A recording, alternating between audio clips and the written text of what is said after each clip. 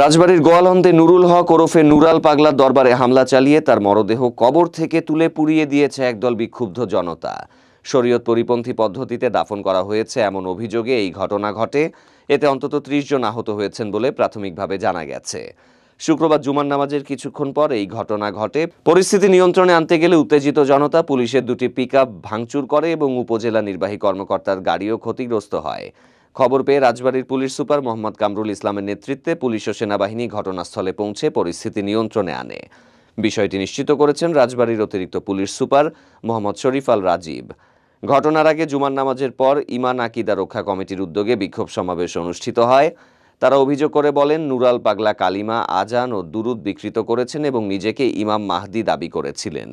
এছাড়া কাবা শরীফের আদলে ১২ ফুট উঁচুতে কবর নির্মাণ ও সেখানে তার মরদেহ দাফন করে ধর্মীয় অনুভূতিতে আঘাত দেয়া হয়েছে।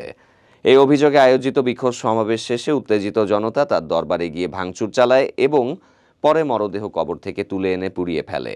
স্থানীয় সূত্রে জানা যায়, রাজবাড়ীর গোয়ালন্দ পৌরসভার ৫ নম্বর ওয়ার্ডের জুরান মোল্লাপাড়া এলাকায় নুরাল পাগলা নিজের বাড়িতে দরবার শরীফ গড়ে তোলেন। ৮০ দশকের শেষ দিকে তিনি নিজেকে ইমাম মাহদি দাবি করলে এলাকাবাসীর মধ্যে ক্ষোভ সৃষ্টি হয়। ১৯৯৩ সালের ২৩শে মার্চ তিনি মুচলেকা দিয়ে এলাকা ছাড়লেও কিছুদিন পর আবার ফিরে এসে কার্যক্রম চালু করেন। গত ২৩শে আগস্ট ভোরে বার্ধক্যজনিত অসুস্থতায় তার মৃত্যু হয়। ওই দিন রাতে এলাকাবাসীর অংশগ্রহণে প্রথমে জানাজা এবং ভক্তদের অংশগ্রহণে দ্বিতীয় জানাজা শেষে ১০:৩০টার দিকে বিশেষ কায়দায় মাটি থেকে ১২ ফুট উঁচুতে তাকে দাফন করা হয়। কবরটি পবিত্র কাবার আদলে রং করা হয়। বিষয়টি জানাজানি হলে স্থানীয় আলেম সমাজ ও ধর্মপ্রাণ মুসলমানরা ক্ষুব্ধ হয়ে ঈমান আকিদা রক্ষা কমিটি গঠন করে। পরবর্তীতে তারা উপজেলা মডেল মসজিদ ও রাজবাড়ী প্রেস ক্লাবে সংবাদ সম্মেলন করে স্থানীয় প্রশাসনের হস্তক্ষেপ দাবি করেছিলেন। গোয়ালন্দ উপজেলা স্বাস্থ্য ও পরিবার পরিকল্পনা কর্মকর্তা ডাক্তার মারুফ জানান, নুরাল পাগলার দরবারকে ঘিরে সংঘর্ষে আহত ২২ জনকে হাসপাতালে আনা হয়েছিল।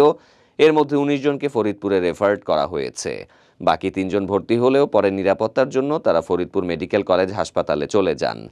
রাজবাড়ীর পুলিশ সুপার মোহাম্মদ কামরুল ইসলাম বলেন, উত্তেজিত জনতা নুরাল পাগলার আস্তানায় ভাঙচুর ও অগ্নিসংযোগ করেছে। এ ঘটনায় অনেকে আহত, তবে এখনো পর্যন্ত কারো মৃত্যুর খবর পাওয়া যায়নি। বর্তমানে পরিস্থিতি স্বাভাবিক।